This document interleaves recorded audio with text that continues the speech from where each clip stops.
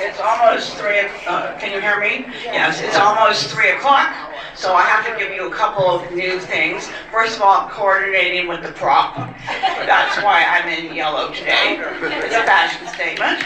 And actually, I'm very attached to this whole topic of books because I worked in publishing for about 40 years. So I'm very, very attached to this idea that Ernie's going to talk about. And I've gotten a question this last month about Speakers Bureau, a couple things. Ernie just asked me what month this was. Now I had, not that it's March, but what number is this for Speakers Bureau? I did not want to tell him, but it's 13. So take that into account. Okay. The second question that I've been hearing is, where are the women speakers? Okay. The reason is that when people come to me, I just put them in the next available date, if that's okay with them.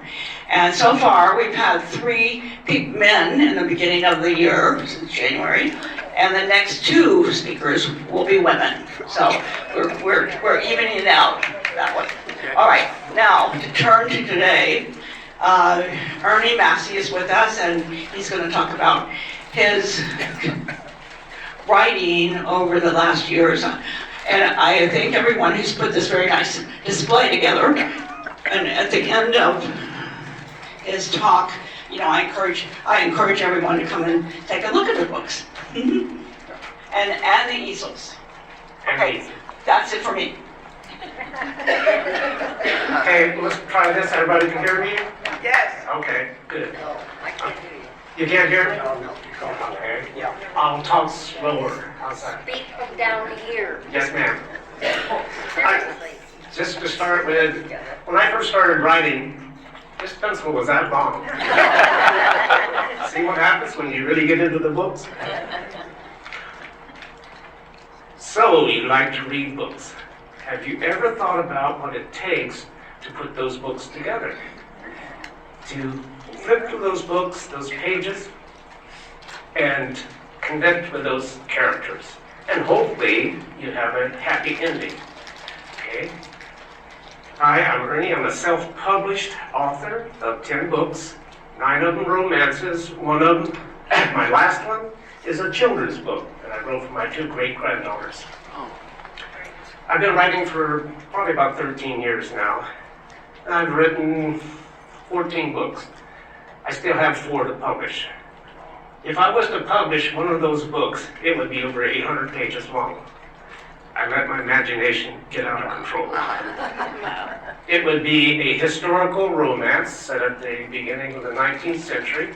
It's going to cover 2 wars in the 1930s in Hollywood, California, at the MGM studios when movies were king. That's will be my goal, is maybe to publish that someday. Now, how did I get started? You have to go back to June 2010 when my wife, Jolene, retired from public education after 34 years. So she's doing her thing there in June, July, August. November, we're working in the yard and she hurts her back. By December, we're at the emergency room every week until one of the ER doctors says, all we can do is temporary stuff. You need to put her in a rehab so they can find a medication that's going to help her. So we do that. She's in there for 2 weeks. At that time, I'm working for the Riverside County Tax Collector's Office. And it became very evident that she needed full-time help. So I quit the Tax Collector's Office, and I began a new career, caregiver. Is there any caregivers in here? Raise your hands. Good for you, bless you.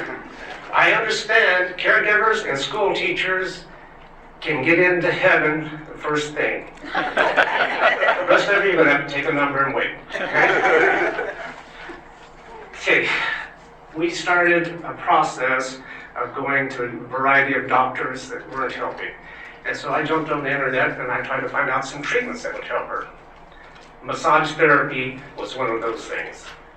But it had to be a neuromuscular massage therapist. There was only one of them in Riverside, and we got a hold of him. Went to him, he says, yes, I can help. I'm going to try to help. He says, also you need to see this doctor of physical therapy because he deals in nerve pain too. I said, okay. Took 3 years of seeing those gentlemen 2 to 4 times a week before she was pain-free. Wow. During that 3 years, I'm the caregiver. At night, she has sleeping medications to make her, rest. Me, I'm stuck with boring TV. It doesn't work for me. Then I remembered, before she got hurt, we were playing on a gaming app, Big Fish Casino, on our iPads. Fake chips, there was no money involved in it. But what was neat is while you're playing, you can text different people, different players. So I jumped on this game again, and we're playing, and I'm making internet friends. And some of the friends invite me into private games. Oh, okay. Get into these private games, and these people start unloading their private lives to me. Their divorce, their new boyfriend, their daughter got caught smoking marijuana or something like that. I got to hear all of that stuff. And that became like a therapy to me to help me get through those lonely nights. So, and I connected with people from all over the world. Australia, Japan, Europe, California, Texas, all of those places. Made a lot of good friends. And then I made a friend in Texas, a college student, and I was telling her about how these people just unloaded all their personal problems on me. She said, you need to write a book about internet friends. I said, yeah, sure, why not? Didn't think anything of it. A couple of nights later, I started writing one chapter on an interesting person I talked to. The next night, I write another chapter. And then I let my imagination go farther than that. And it just kept going. So over the next 3 years, I wrote 3 or 4 books. Never thought about publishing any of those books. It never entered my mind. It was just my therapy. Jolene's well, it's time to get out of California. We need to retire someplace. So we go to Oregon, Washington, Coeur d'Alene, Idaho, Boise. Finally, we decided to come to Arizona. Made 3 trips to Arizona. The first trip, we want to go to Sun City Festival, which is out by the Y, Texas, an active adult community. The direction says, go down I-10, take State Route 303. So what I do, I turn off on State 303. The first time we came here, that State 303 was a 2-lane road with stop signs. I was not impressed. Make it out to festival, we stay at their guest resorts for a couple of days, check out all the models, and we go to other facilities too. We come back 2 more times. That last time, we buy a lot. The house is going to be done in 6 or 8 months. So we move to festival. Start decorating the house. Make lots of friends. Join all kinds of social clubs, dancing, line dancing, exercise classes. And of course, you got to have a barbecue almost every week. While we were at festival, I noticed that they have a writing group. Okay, I'll sit in on this writing group because, yeah, I wrote 3 books, why not? And we start exchanging little stories and critiquing our writings and stuff. One meeting we have a self-published author, James Randall Miller, come, and he tells us about the process of getting a book published. I thought, okay, sounds interesting. He and I became good friends, and I told him about the books I'd written. He said, well, you need to publish a book. And I say, I don't know, how hard is it? He said, no, you need to go ahead and do it. So I worked with his editor, and then I got my first book published. It was Love on the Internet. Love on the Internet. Okay. There should be a slide. There it is. Love on the Internet. I bet you can't guess what it's about. No, it's not about your app Siri falling in love. Okay? It's about 2 people that meet on the internet. It happened to be, I met Eric in California as one of my internet friends, and Stacy in Beaumont, Texas. So I decided to put those two together. They come together, they're texting each other on the internet in this gaming app, and they share their dreams, their desires, and they connect. They start falling in love. Neither one of them knows why it's possible because they haven't met each other in person, or they haven't talked to each other on the phone. Eric wants to see Stacy. He wants to meet her. She says, no, not going to happen, because she had some bad, her last relationship was really bad, and she was hurt. She doesn't want to do that again. He says, okay, I don't accept it, but okay. Then he writes a book about the romance on the internet, love on the internet, and it sells. It becomes a bestseller. Believe me, none of my books have become bestsellers. So they eventually do meet.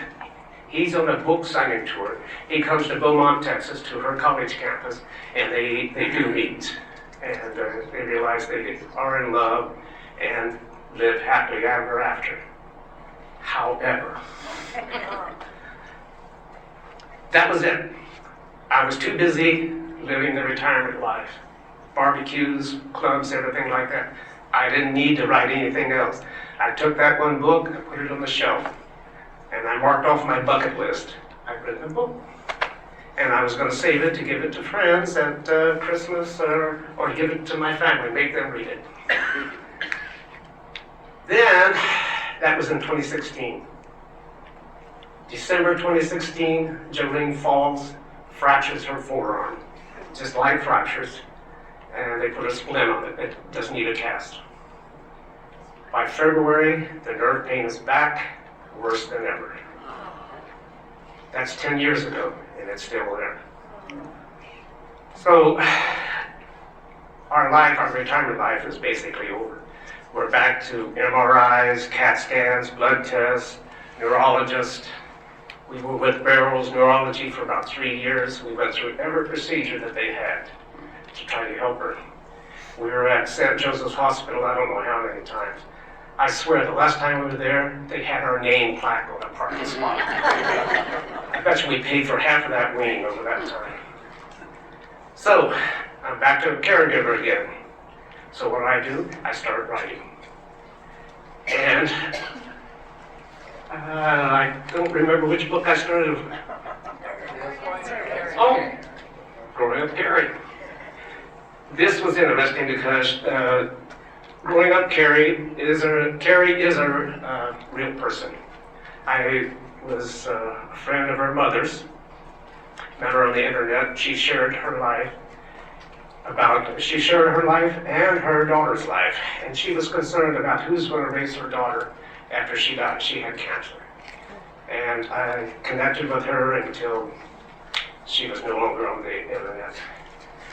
I enjoyed this book because it's about raising a little girl, a stepfather raising a little girl from age 6 to 18. And now and then I go back and read this book because there are some nice emotional parts in there. I went on and wrote other books besides Carrie, even though this is my favorite one. And okay. Pardon me, I just thought I lost my place here. I like Carrie, but I also was still thinking about love on the internet. Eric and Stacy, two characters that still played in my mind. So I want to write another book about them. You know, they've already got together, they're at their last. Now I want to write about their marriage life and what they're doing. So I start writing this book. And this book gets larger and larger and larger. Finally, it's 2 books. The first one is Eric and Stacy Go Hollywood. Eric sells the screenplay to one of his books, to a Hollywood producer. This producer wants him to come and help the screenwriters write it. So he goes to Hollywood and does his thing there. Stacy stays in Texas, and she's working at the university. During the course of this book, he has some medical problems, which he survives. Stacy has a miscarriage and almost dies in the second book. By the end, she's well, and they go on. They're still together. Book 3, Eric and Stacy, Hard Times. In that book, Stacy won't let go of the miscarriage. She blames Eric for getting pregnant. She refuses to get any type of help, and their marriage starts separating. In the meantime, Eric sold another book for a movie, but he has to take the help like the screenplay. So he's off to Virginia to work on that. Stacy's at home. Their separation is getting farther and farther apart. He comes back and encounters Stacy, and she's got into a bad relationship with her boss at the university. He leaves. So he goes to Arizona to finish writing the play for the movie. And he comes back, and he doesn't think that they're going to stay together. The divorce is in the works. In the meantime, Stacy comes to her. She realizes that Eric's going to leave her, so she needs to get help. She does. She sees a therapist, and it all comes together. This time, they do live happily ever after. Now, that book, Hard Times, was very emotional. They had some stressful chapters in there. So I would write until midnight. And then I'd go to bed, and I'd be tossing and turning because I'm trying to think, what should I say? Did I do this right? It just kept swirling in my head. So one night I got up. It's 1 o'clock in the morning. I'm going to go for a walk to clear my head. We live 2 houses down from a golf course. So I head down there to hole number 6 and start walking down that course on the grass. Big full moon overhead, bright as day. Halfway down, I'm still clearing my head of the scenes that I've just written. And then out of the corner of my eye, I notice a little doggy following me. So I turn and look at this little doggy. Any golfers in here? You know what I'm going to say next. This little doggy is a coyote. So we're standing there staring at each other. And so I decide, okay, maybe I need to go home. So I turn around, I'm going home, and this coyote starts following me. Okay, it doesn't look too bad, too scary, so I started talking to him. Hey, dude, how you doing tonight? Catch any fat rabbits? How's the family? Just walking along. And halfway there, I thought, well, we're bonding, me and this guy. So I gave him a name, Chester. Chester the Coyote. I make it home okay. Chester doesn't bite my leg or anything like that. Next time I go for a walk on the course, I'm taking a golf club with me. Now, years later, I'm writing Love at Any Age.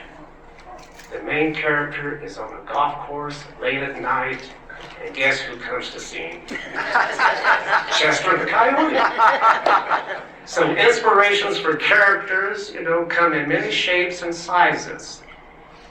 And you just hold on to that. I tried to anyway.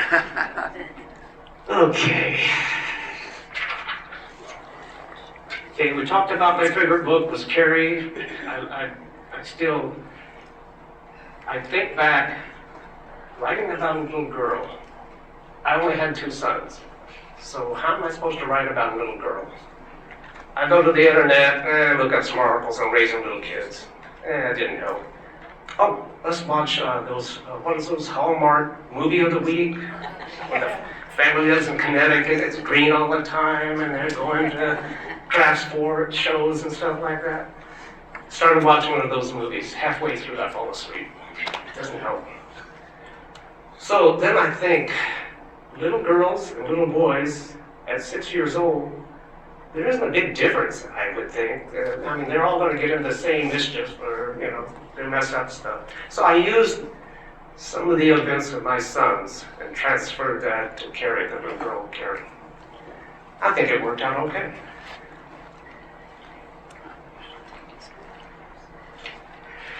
Okay, my writing approach. I need to tell you about my writing approach. And thanks to Carolyn, I know Montana's misspelled now. Thank you very much, Carolyn. My writing approach is, I don't start with chapter 1, day 1. For example, growing up Carrie, I was halfway through the book and the ending hit me.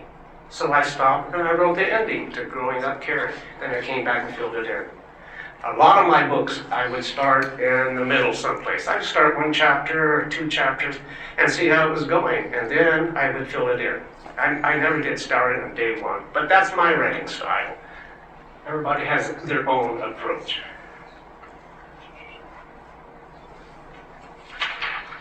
I think we're in the slides now. Second. Hold on, I need to get this paperclip out of the way. Can we go to the inspirations? Inspirations. They can come in many forms. For example, there's Chester the Coyote, okay? And I'll talk a little bit. For example, Teddy, my latest book, The Adventures of Teddy the Tennis Ball. I'm out walking one morning, and here's a tennis ball laying in the gutter.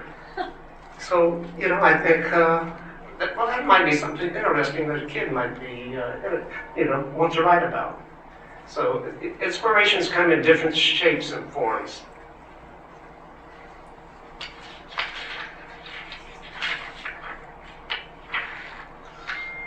For example, love at any age. One day, I was going back to festival, and that drive, it's about 10 miles out there by the Whitetails. That drive, there's a lot of bicyclists every day. They love that area out there. And they're always in these bright colored jackets, So I passed this one lady, it's in a yellow top, and she's pushing her bicycle. And it looks like, it looks like it has a flat tire or something. So I started thinking, what if this lady lives in a festival? Should I stop and help her? What if somebody stops and helps her? And what if it's an older man and she's a young woman? What if they get together later on? I always use that what if. What if this happens? And try to fill it in with something.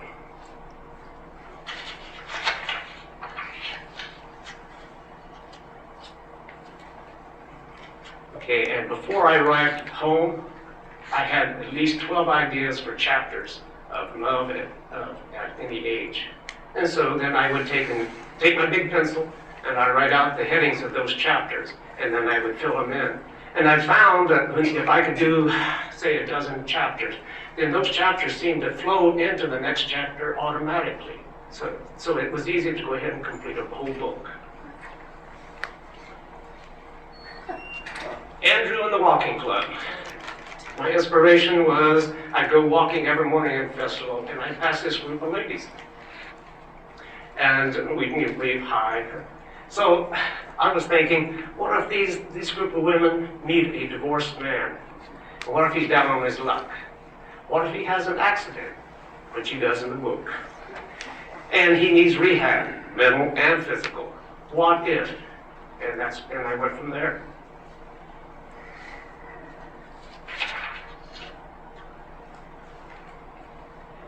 And for Teddy, again, I wrote this book 10 or 12 years ago, and I really didn't plan on publishing it until my great-granddaughters were born in the last couple of years.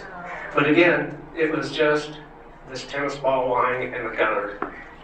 And what if he's lost? What if he has friends, somebody looking for him? What if? And that's how it goes. I didn't do the illustrations in this book. I'm not that talented. And that did cost a few dollars. I'll let you know that.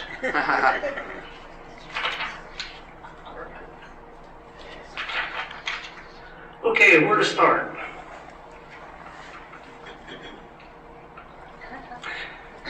characters.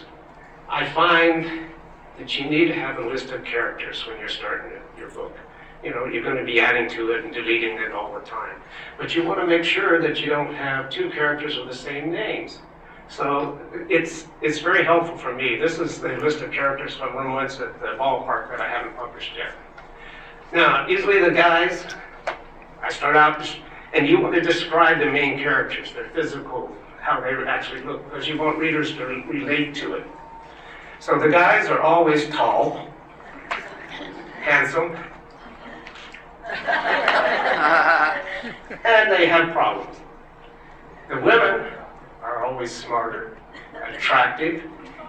They are smarter because they convinced the main character that it was his idea to fall in love with him to begin with. So that's how you do the women.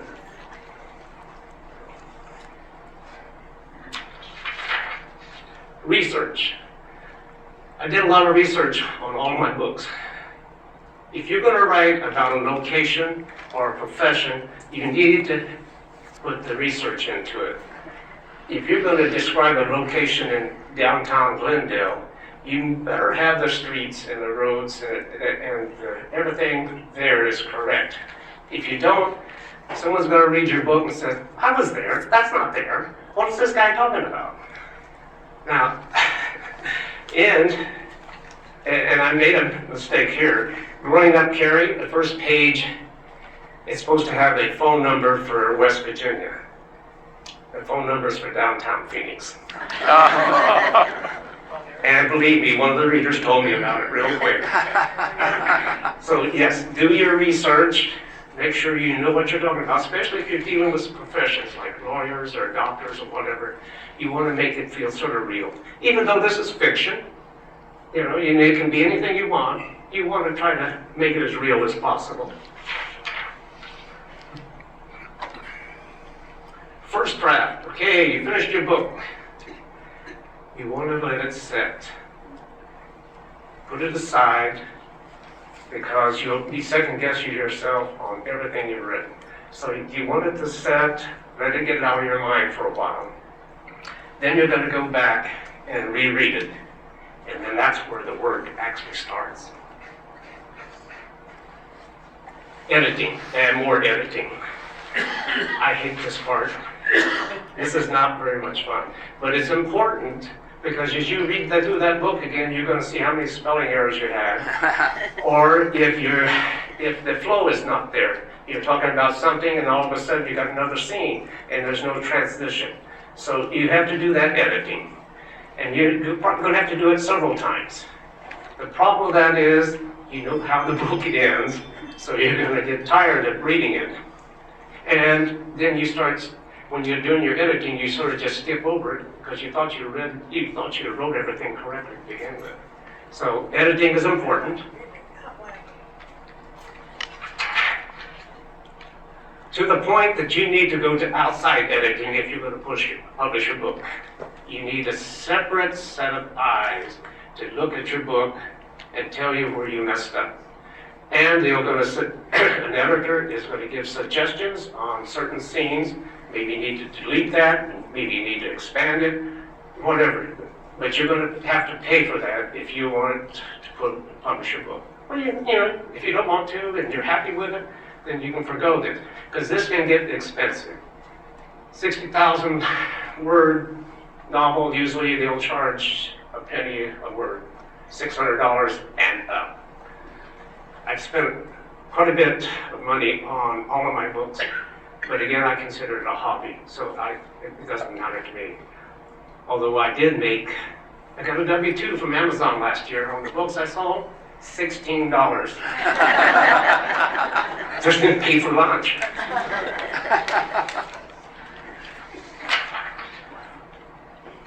Book covers. Unless you're very talented and you can design your own book cover, you're going to have to go to a professional and ask them to design your cover. Or there's websites out there that have pre-made book covers. And if that cover fits the theme of your book, then that's fine. And those are very inexpensive. If you're going to go to a book designer, depending on what you want, and if you can tell me exactly what you want, it'll go a lot faster. But you're probably looking at $200 to $400 to have a book cover put together.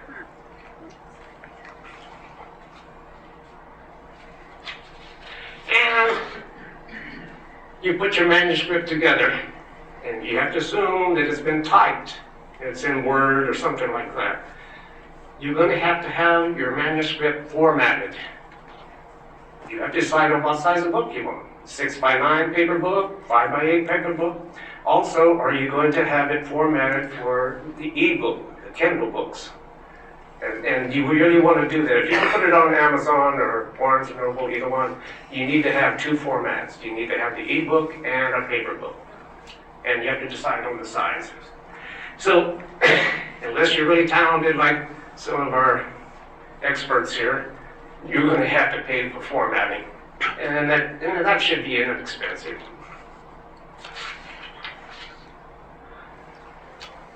Okay, I need to stop and maybe mention, there's two ways of getting your book published. Traditional publishing, self-publishing, and that's what I do as a self-publisher. Traditional publisher, you need to get an agent to read your manuscript. And now that's very hard, and I didn't even go that route because I didn't feel my books were that quality.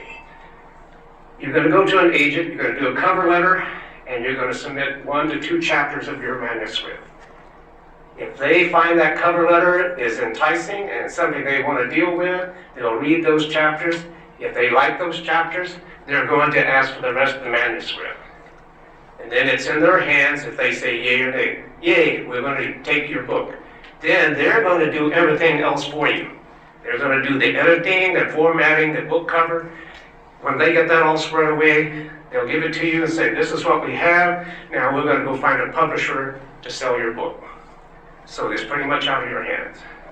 Self-publishing is everything I mentioned before. You're doing pretty much everything. You're finding that editor, that book designer, and the formatter. And then you're putting it on Amazon. Amazon has a company called KDP, Kindle Direct Publishing. It is part of Amazon.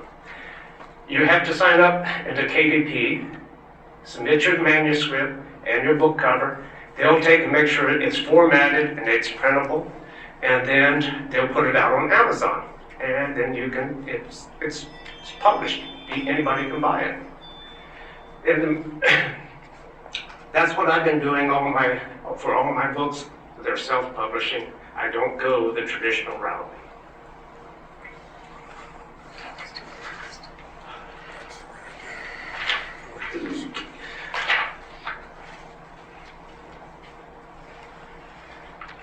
I jumped ahead there. Is it all worth it? Well, it's a hobby to me, and it was my hobby, and yes, it was worth it. When I got that first book, I Love on the Internet, I held it to my chest. It's like a newborn. I felt good about it. And then I just put it on the bookshelf, It's something I accomplished. So, if you want to enjoy that first time of reading your own novel, flipping through those pages and knowing that you accomplished something, then go for it. It could be expensive, but it's a learning process that you'll probably enjoy. Memoirs.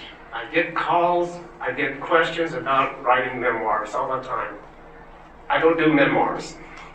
The only thing I can suggest on that, if you're going to write your memoirs, you may not want to have it published because that can be an expensive process. I suggest you write it in your best handwriting and buy some little cover at, Bob's Variety Store, put it in there and give it to your family. Let them enjoy it. And when you're writing memoirs, you don't have to start from age 16 or whatever. You can start at any part of your life that you thought was exciting that you wanted to share with your family. Put it in writing, and again, just find you a book cover and give it to them, give it to your family. Okay, that's all I can. I have no desire to write memoirs, and I can't really offer any help on that. Now, I know there are services out there, and I just noticed in, AARP magazine, that somebody wanted their memoirs put together in a book. They advanced $6,000 and the company disappeared.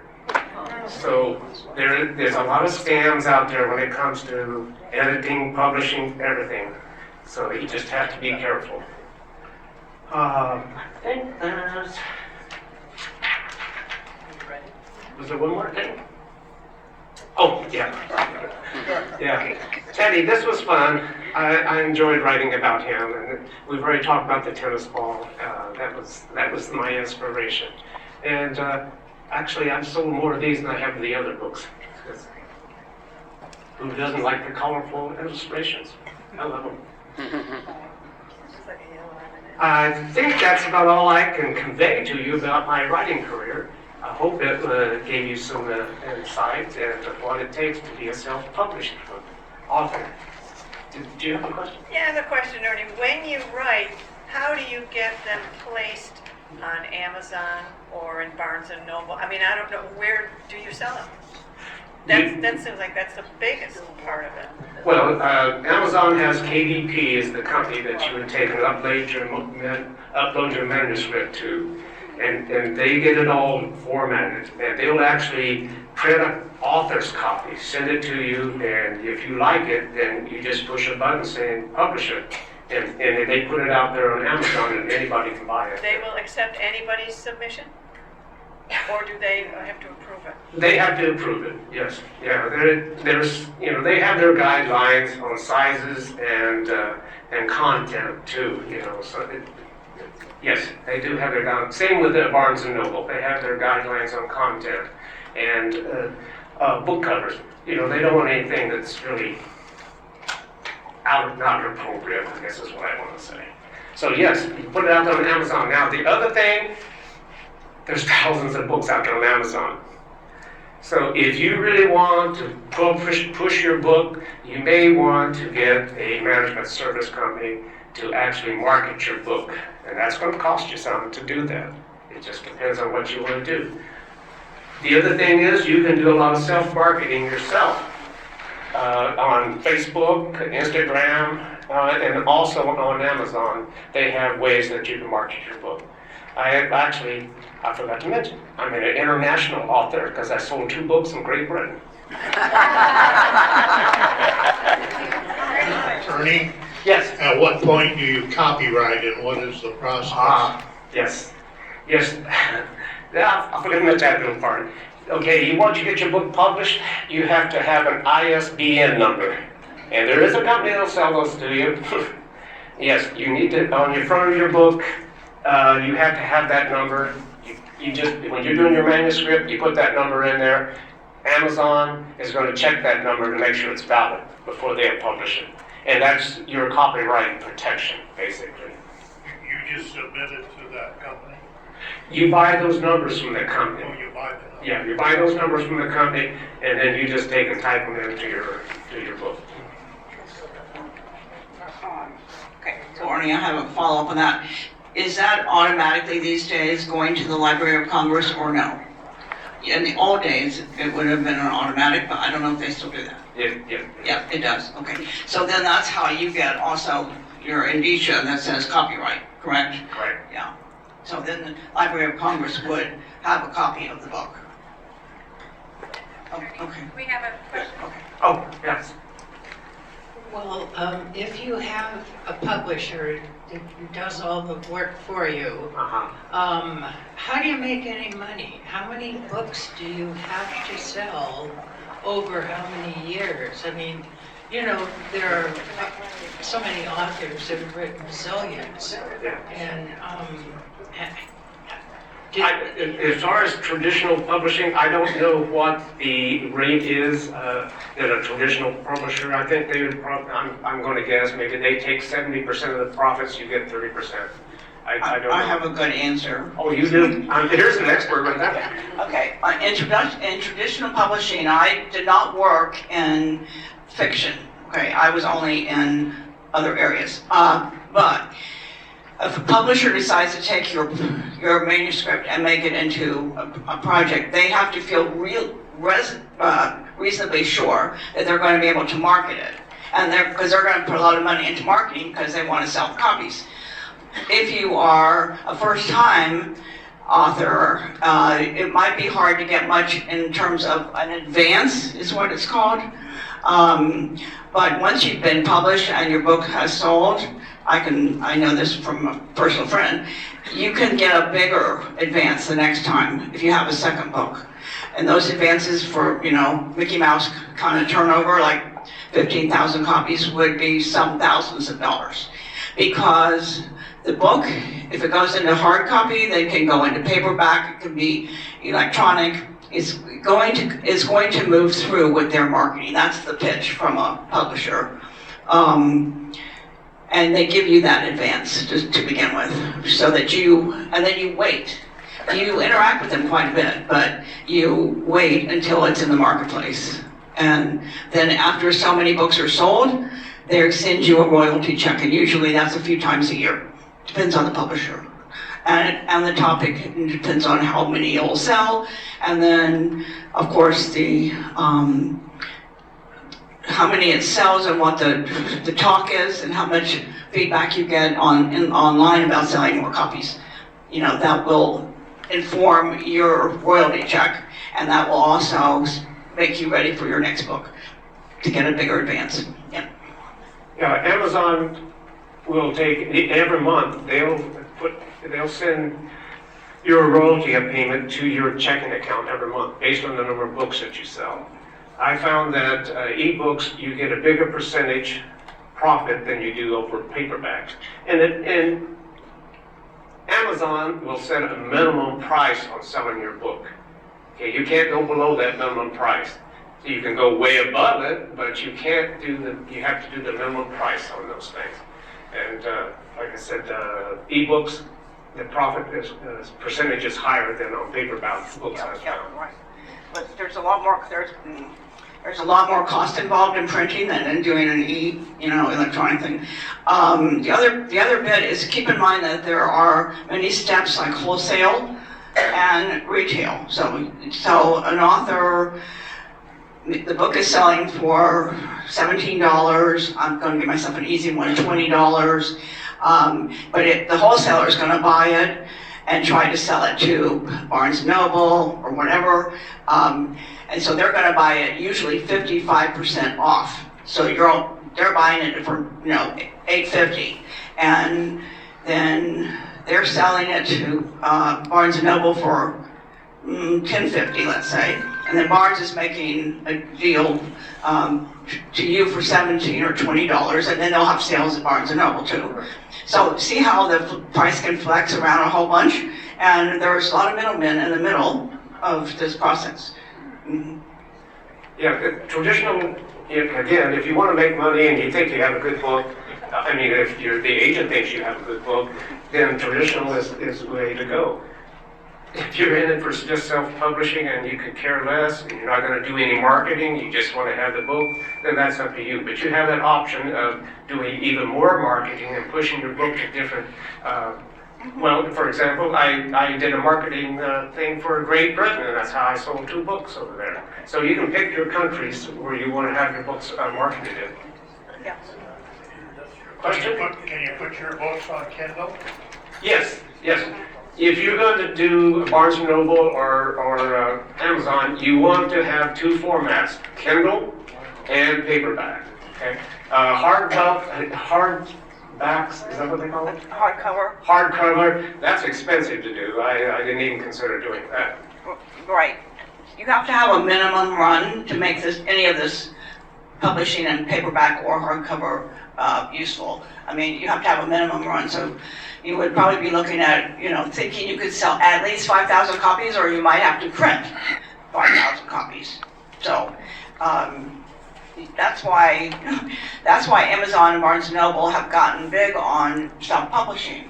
Because if you want to give it a test run, this is another thing that traditional publishers do. They want to see if there's something getting a high level of action on the self-published authors, and then they'll approach you. I hope I made it as clear as mud. Amazon puts a group of books for sale every month. Amazon puts a group of books for sale every month free. if you buy it for nothing how do you get on that list? Well, actually, as a publisher, I can go on there and I can take one of my books and I can take and check a little box there saying, I want to publish this book for free. I'm offering it for free for 7 days. So you do have that option of doing that. Or you can take and say, I want to do a gradual, I'll set my book out there for $3, and you can buy it for $3, and then 5 days it's going to go to $4.50, and so you can do a tiered level, or you can just push it out there for free for a week or so, if you want to do that. And it helps to get your word out. The main thing is if you can get people to do reviews on your book, that's going to help a lot. And it's really hard. I see now that instead of writing reviews, they just allow you to do stars. So, people can give you a 5-star rating, but if they don't put any narrative out there, it really doesn't help people that are looking for books. Yes, in the back. Do you have your books in the library here? Yes, I have all my books in the library on the second floor. I bought everyone I could, but there's a couple of the earlier ones that I wasn't able to buy, so I wondered if they were here. Yes, they should be on the library, yes. Any other questions? All right.